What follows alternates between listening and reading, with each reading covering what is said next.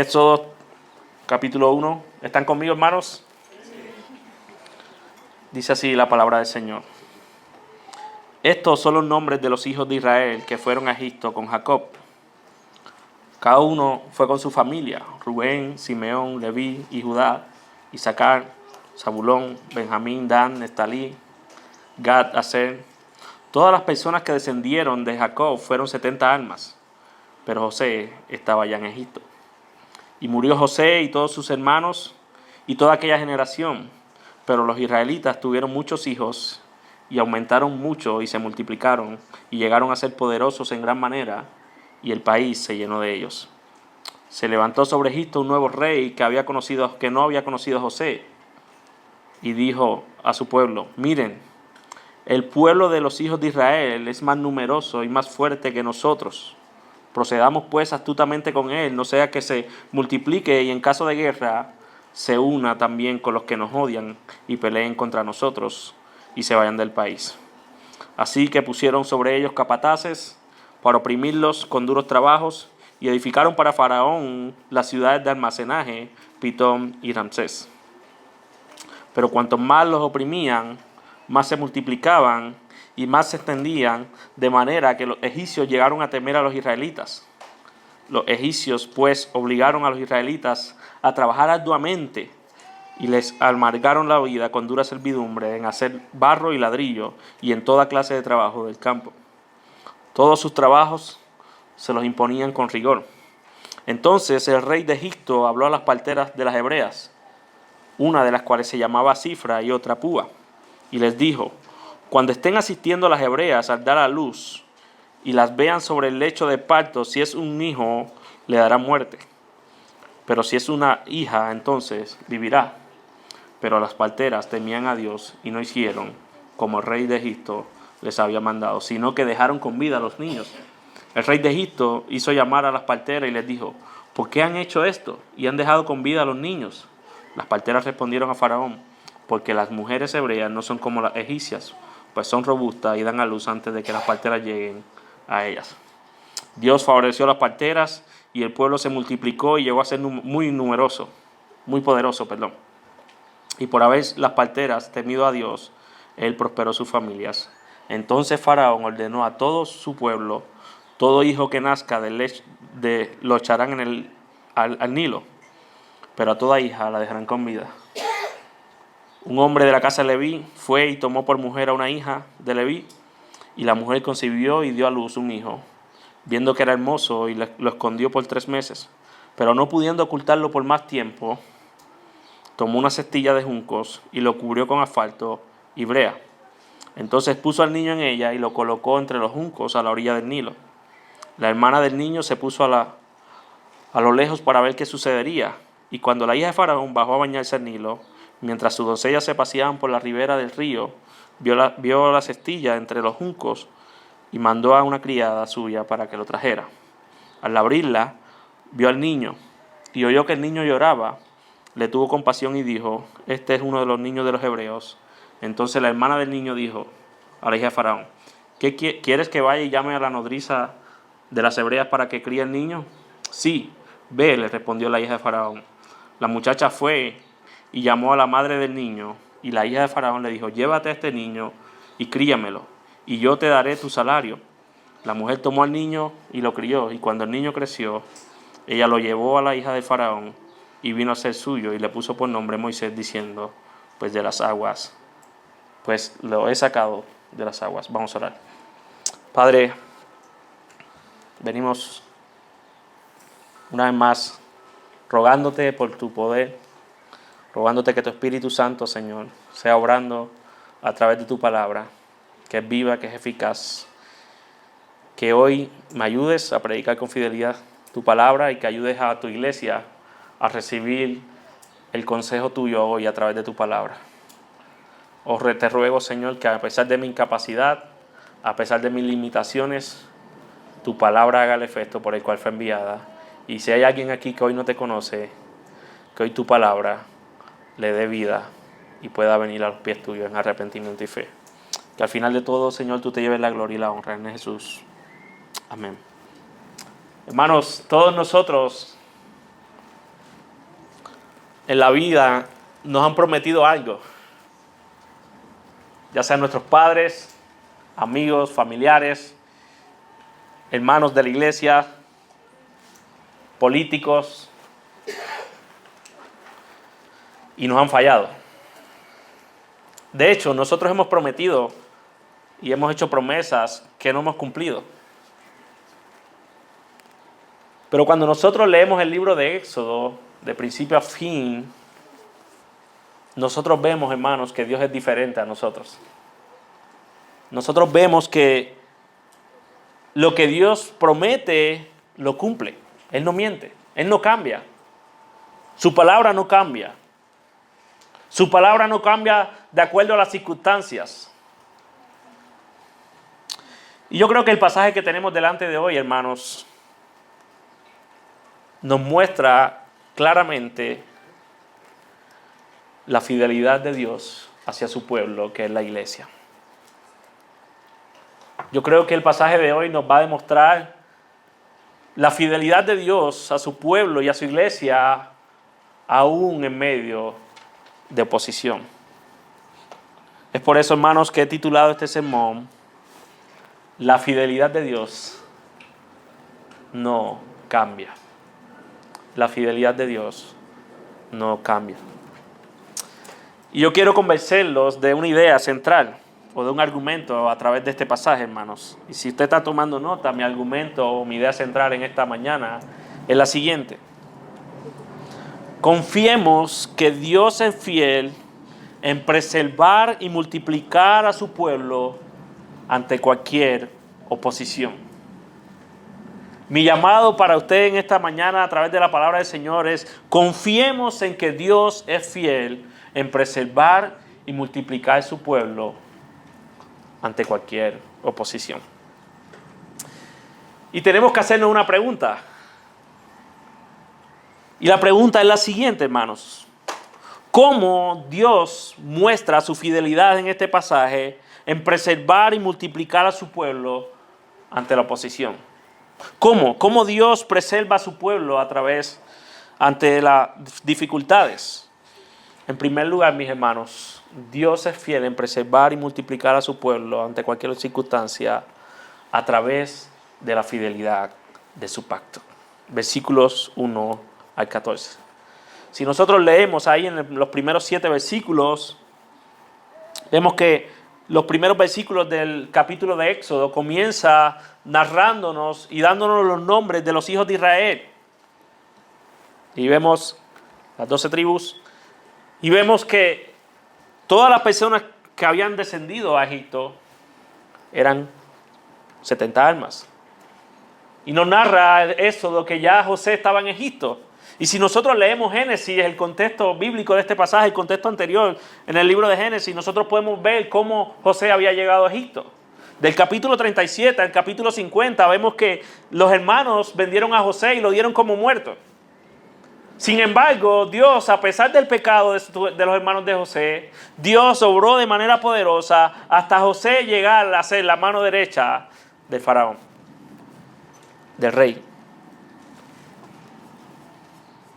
Posteriormente hubo hambruna, la familia de José llega, cuando hubo escasez, pero en el versículo 6 vemos que José murió. Y toda aquella generación, todos los hermanos, pero los israelitas tuvieron muchos hijos y aumentaron mucho y se multiplicaron y llegaron a ser poderosos en gran manera y el país se llenó de ellos. Solo en este versículo 7, 3 veces, de manera directa e indirecta, nos muestra que los israelitas se habían multiplicado en gran manera. Y nosotros pudiéramos pensar, bueno, la familia en este tiempo no tenían tele. O eran muy fértil como mi cuñada Claudia. Que la estoy animando al quinto, hermano. Pero lo que está pasando detrás de esta historia no tiene que ver con ninguna cosa humana. Ni con ninguna estrategia humana. Lo que está pasando detrás de toda esta historia, hermanos, es que Dios está cumpliendo su promesa que había hecho Abraham. Si nosotros leemos Génesis capítulo 12, Dios le había hecho un pacto con Abraham. Dios le había dicho, haré de ti una gran nación, la bendeciré, engrandeceré tu nombre. Génesis capítulo 15, el Señor se llama a Abraham afuera y le dice, mira el cielo, mira las estrellas. Si es posible, cuéntalas. Así será tu descendencia. Y nosotros leemos, mis hermanos, todo el desarrollo de Génesis hasta llegar a eso y vemos cómo Dios ha estado obrando en preservar a su pueblo, aún con el pecado de los hermanos de José. En el capítulo 50, Génesis cierra diciendo que lo que los hermanos de José habían hecho, Dios lo había tornado en bien para preservar la vida de ellos. Pero en esta historia de Éxodo, mis hermanos, surge un problema. Y el problema es que se levantó un nuevo rey que no conocía a José. Recuerden, José era la mano derecha del rey anterior. Dios lo había puesto en gracia. Y ahora en el versículo 9 vemos que este rey está preocupado. Porque los israelitas estaban creciendo en gran manera. Y él dijo, mira, hay que hacer algo con ellos. No sea que mañana ellos se unan a nuestros enemigos y nos venzan. Se sentía amenazado, versículo 10. Y miren lo que dice, versículo 10, hermanos. ¿Están conmigo el versículo 10?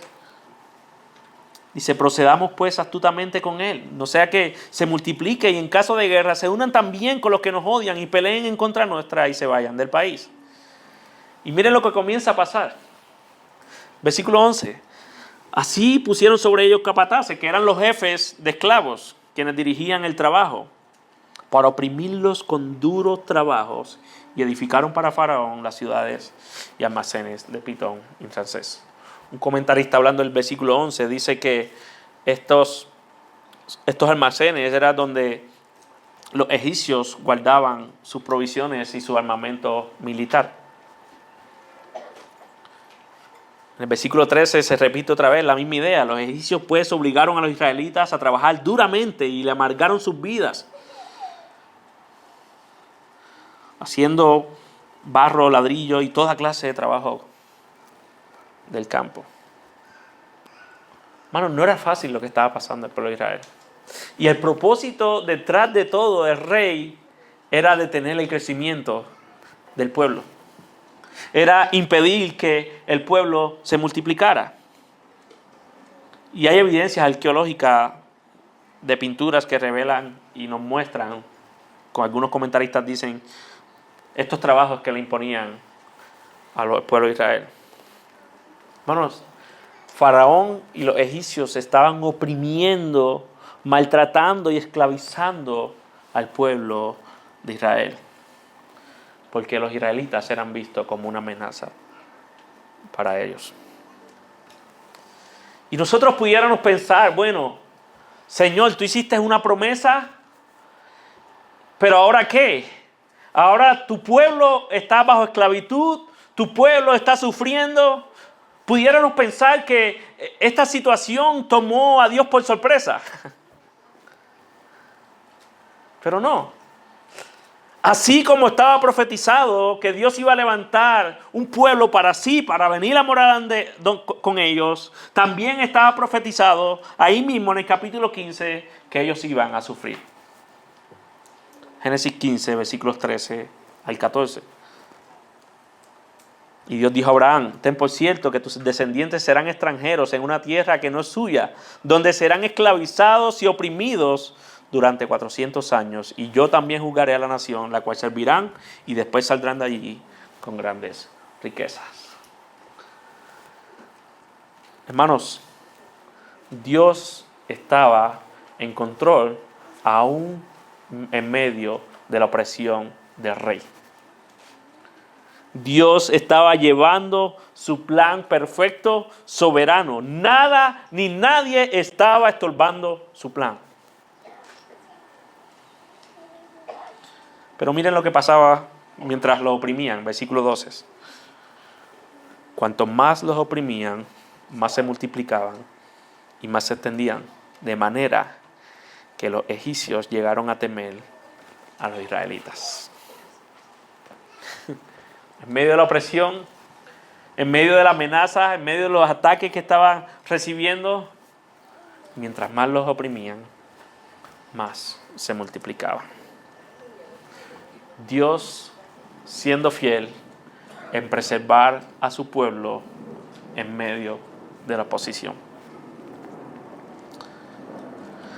Hermanos, esta primera parte nos muestra la fidelidad de Dios a su palabra, la fidelidad de Dios a sus promesas, la fidelidad de Dios a su pacto. El rey, el faraón, pensó que con sus estrategias iba a detener al pueblo de Dios, iba a detener el plan de Dios establecido. Pero lo que él no sabía era quien estaba obrando detrás de todo era el Rey de Reyes y Señor de Señores, el Dios soberano que nos ha salvado a nosotros.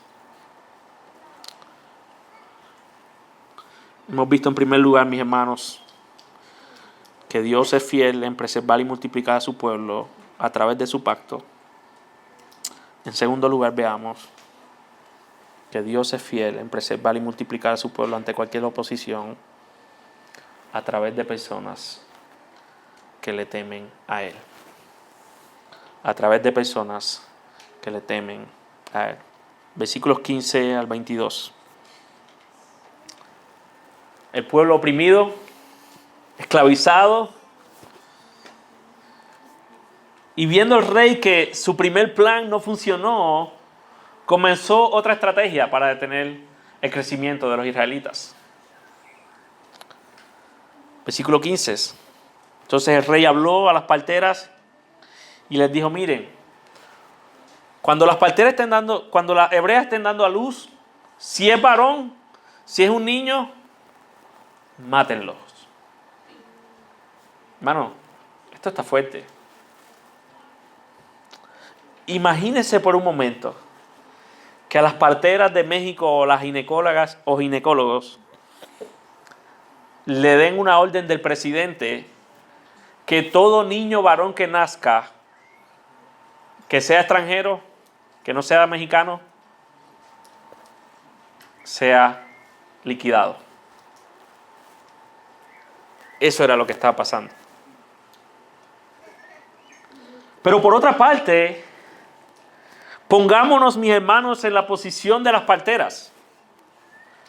Faraón era el alto, no había quien tuviera más autoridad que él. Él tenía poder absoluto y su orden fue clara: maten a todo niño que nazca de las hebreas. Si es niña, déjenla vivir, pero si es varón, quítenle la vida. Ahora, hermanos, imagínense por un momento la situación en la que estaban las parteras. Si este hombre estaba dispuesto a matar a todo niño hebreo, israelita, imagínense qué estaba dispuesto a hacer con aquellas personas que no obedecieran sus órdenes. La vida de las parteras estaba en riesgo. Faraón estaba dispuesto a hacer lo que fuera por detener el crecimiento del pueblo israelita. Pero ¿saben qué hicieron las parteras? Versículo 17. Pero las parteras temían a Dios y no hicieron como el rey de Egipto les había mandado, sino que dejaron con vida a los niños. Y vemos que el rey, al enterarse de lo que pasó, va y les dice: ¿qué han hecho? Porque han dejado con vida a los niños. Y hermanos, y mucha gente se mete en este versículo a decir que por qué las parteras mintieron o no mintieron. Ese no es mi propósito en este día. Lo que este pasaje nos está mostrando es que estas parteras temieron a Dios antes que a un rey. Lo que nos muestra este pasaje es que estas parteras, hermanos, por su temor a Dios, decidieron obedecer a Dios antes que a los hombres, al costo de todo.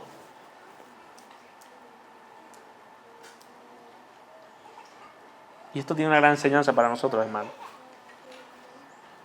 Es mejor obedecer a Dios antes que a los hombres.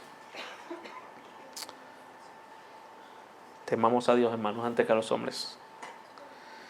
Y vemos que Dios preservó y multiplicó a su pueblo a través de dos mujeres que se creen que eran las líderes de las parteras para llevar a cabo y cumplir su promesa de hacer un pueblo para sí y venir a morar en él.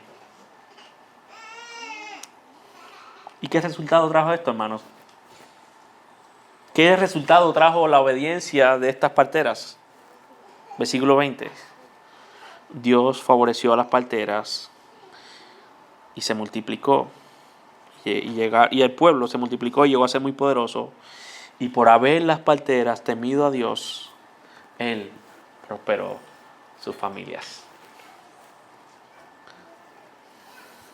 Dios muestra su fidelidad en este pasaje también, usando a estas parteras que temieron a Él para Él seguir preservando y multiplicando a su pueblo. Hemos visto, hermanos, en primer lugar, que Dios es fiel en preservar y multiplicar a su pueblo ante cualquier oposición a través de la fidelidad de su pacto, a través de personas que le temen a Él. Y en tercer y último lugar veamos que Dios es fiel en preservar y multiplicar a su pueblo ante cualquier oposición, preservando la vida de su siervo. Preservando la vida de su siervo.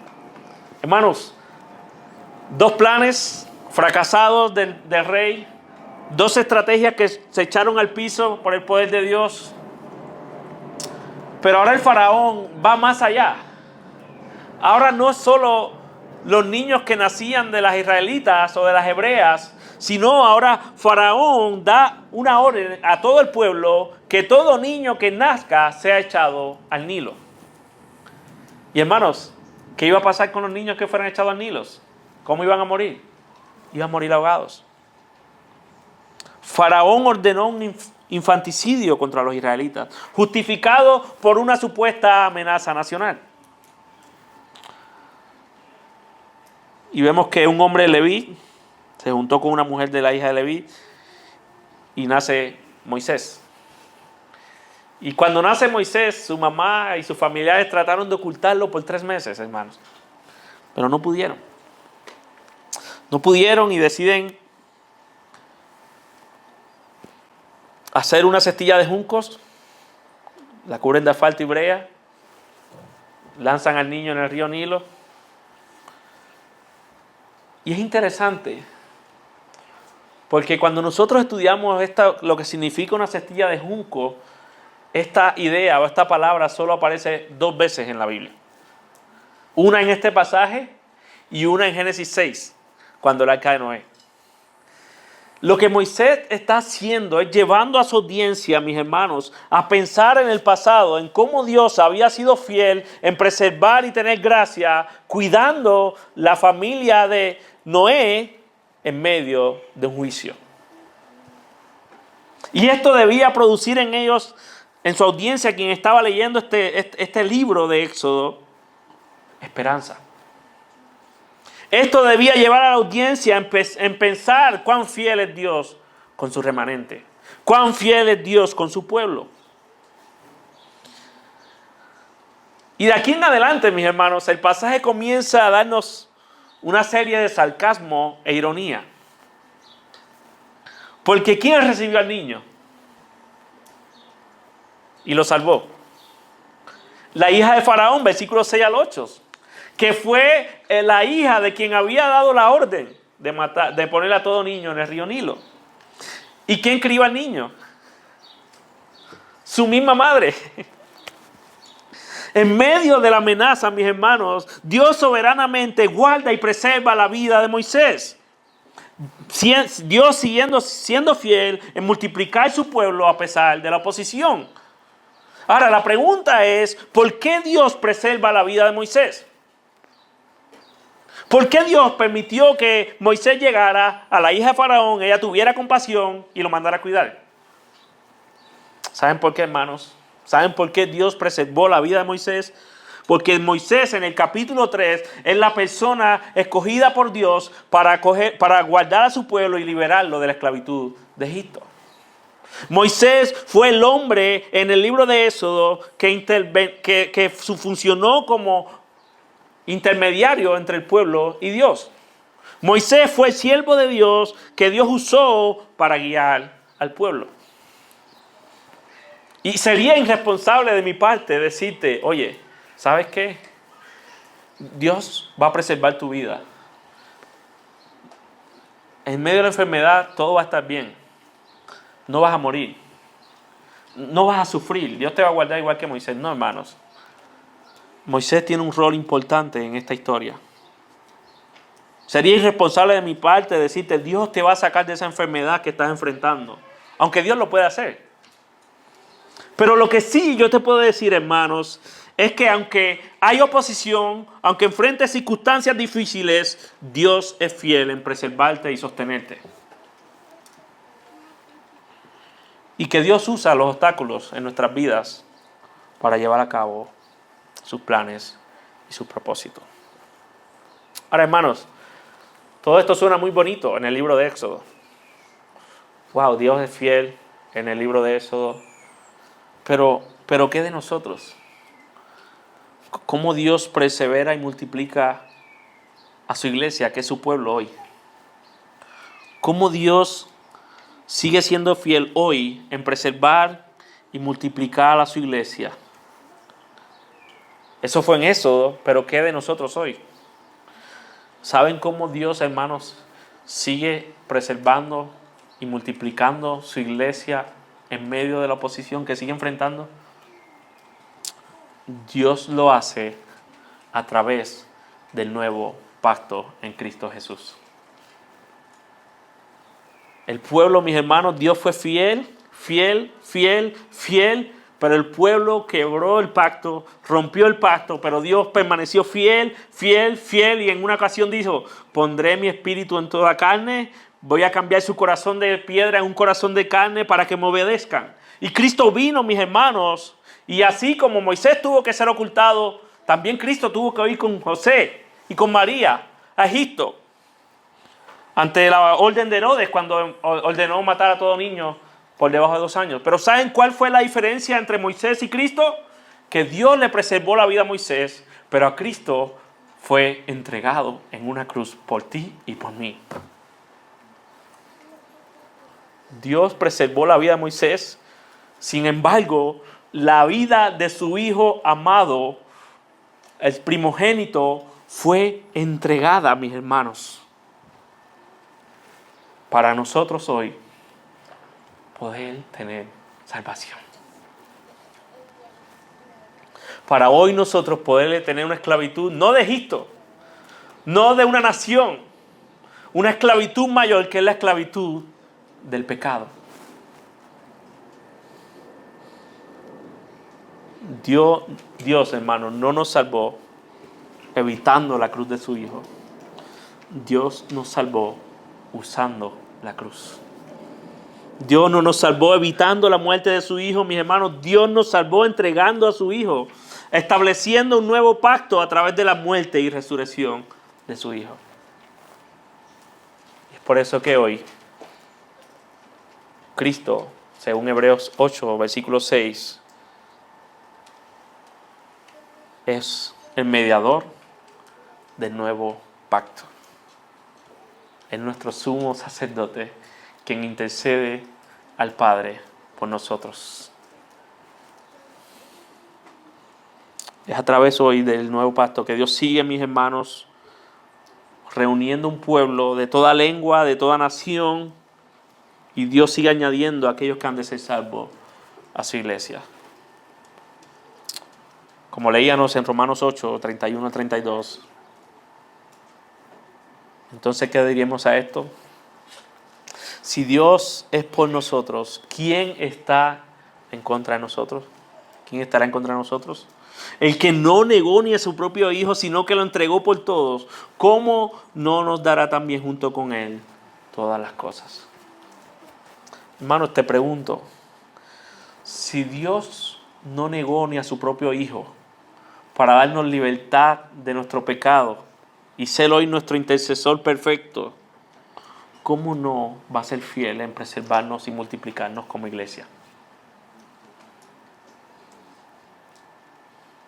Si Dios fue fiel en cumplir el pacto a pesar de la infidelidad del pueblo y a pesar de nuestro pecado y a pesar de que nosotros estábamos muertos en nuestros delitos y pecados, ¿cómo no va a ser fiel en preservar y multiplicar su iglesia hasta que Él regrese? Hermanos, no importa la posición que enfrente Iglesia Bíblica El Molino. No importa quién se levante. No importa si se levantan gobiernos, naciones en nuestra contra. Podemos confiar en que Dios es fiel en preservar esta iglesia. Hermanos, y déjeme decirle algo.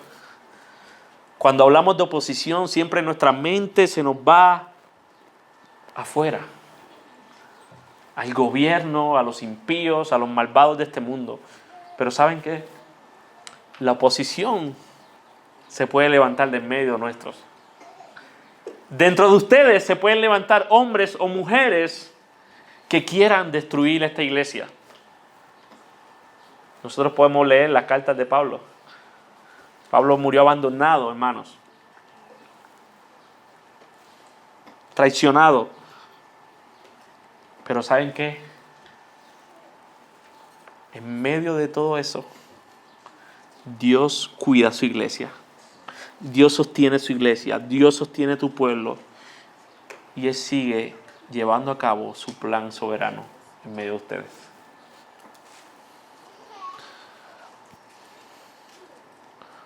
Hermano, no hay quien detenga el crecimiento de la iglesia. Si nosotros leemos, si me puse a buscar estadísticas, y usted sabe que el Estado de México está en los primeros 50 países de la persecución a nivel mundial. Pero ni la persecución, ni el que nos maten, puede detener el plan de Dios para esta iglesia, hermano. De hecho, si nosotros leemos y buscamos información, donde más la iglesia está siendo perseguida ahorita, es donde más está creciendo el evangelio.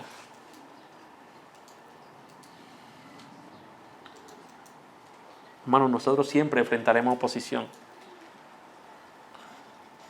La pregunta no es si vamos a enfrentar o no. La pregunta es cómo enfrentamos la oposición. Pueden pasar dos cosas. O estamos llorando, acobardados, con miedo, atribulados. O podemos seguir predicando a Cristo al costo de todo.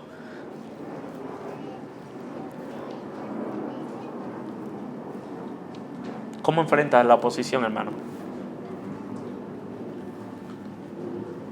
¿A qué temes? ¿Qué te impide compartir el evangelio con otros?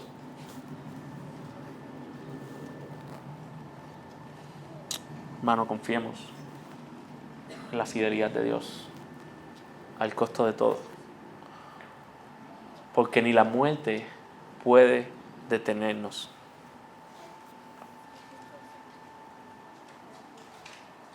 Podemos confiar, hermanos, en que Dios es fiel a su pacto, pero también podemos confiar en que Dios tiene a hombres y mujeres que temen a Él y son medios de gracia que Él va a usar para sostener y preservar a su iglesia en medio de la persecución.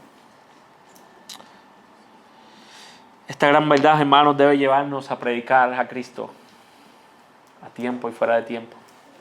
Esta gran verdad de que Dios es fiel en preservar y multiplicar a su pueblo debe darnos seguridad, debe darnos confianza, debe darnos consuelo, aliento y ánimo, mis hermanos.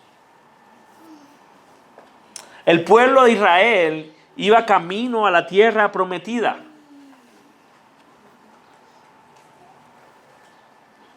Y Dios fue fiel y los llevó a la tierra prometida, a pesar de la oposición. Hermanos, pero tú y yo también estamos en espera de una tierra mayor. No una tierra que produce leche y miel, sino una tierra donde gozaremos de la presencia plena de nuestro buen y gran Salvador. Y mientras esperamos por el regreso de nuestro Salvador, podemos confiar en que el Señor es fiel. Podemos confiar en que el Señor es fiel. Ahora, amigo que estás aquí y estás lejos de Cristo, ¿en qué o en quién tú confías? ¿Qué te da seguridad en este mundo? Cualquier cosa en la que tú confíes fuera de Cristo te traicionará, te defraudará. Solo hay uno fiel. Y solo hay una manera de que tú puedas apropiarte a esta verdad de que Dios es fiel. Si tú estás aquí y estás lejos de Cristo, la verdad de que Dios es fiel no es para ti. ¿Sabes cómo va a lucir la fidelidad de Dios para ti? En que Él prometió un juicio eterno para todo aquel que se le revela en su contra.